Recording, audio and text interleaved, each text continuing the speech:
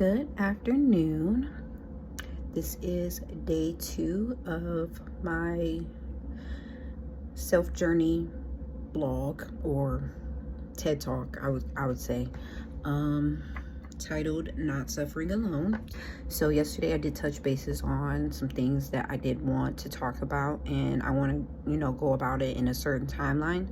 So currently I'm reading a book called How Not to Overreact, and a lot of the things that I'm learning right now is about the connection of your left and right brain. Basically, like, you have to use both when you're thinking thoughtfully, and it shows how when you're only thinking, when you're in a heightened state of emotion, that you really don't have the connectivity to both sides to basically think rationally.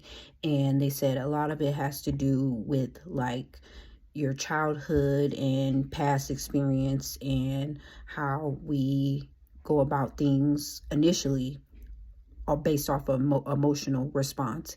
And it really takes me back to my childhood and thinking about how I was raised. And my mom, she worked a lot, and my stepdad, he worked a lot when he did work before he was disabled. So majority of the time, I want to say the only thing I can remember is really being alone, like not really having a way to express my emotions.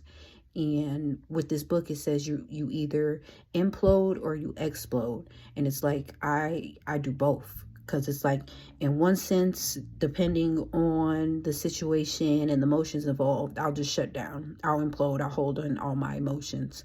But it's like, it could be days, weeks, months, years later, if I'm triggered by that same, this with the same situation and the same emotions, I explode. It's like all the things that I wanted to say back when the initial situation that I imploded with, I want to explode, and then everything that I've been wanting to say, it comes out.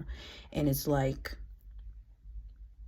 you really don't think of the repercussions when you overreact. And a lot of mine is just a combination of my childhood experiences being correlated with the fact that either I was shown that I need to conceal my emotions, or everything would just be like put on Front Street. Like everything would just explode, and all the emotions that should have been said are said, and there's no real solution made in the situation. Because in my family, when the intense emotions happen, and we have these explosive experiences, it's like we just sweep it under the rug, and nothing was ever solved.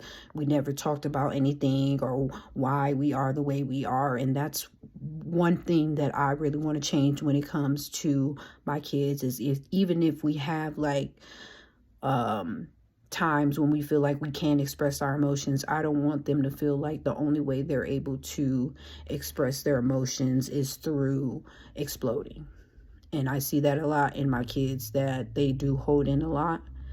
And a lot of it is just the way that I was raised and the way I've been raising them. And like I said, it's one of the things that I want to unlearn from my childhood. So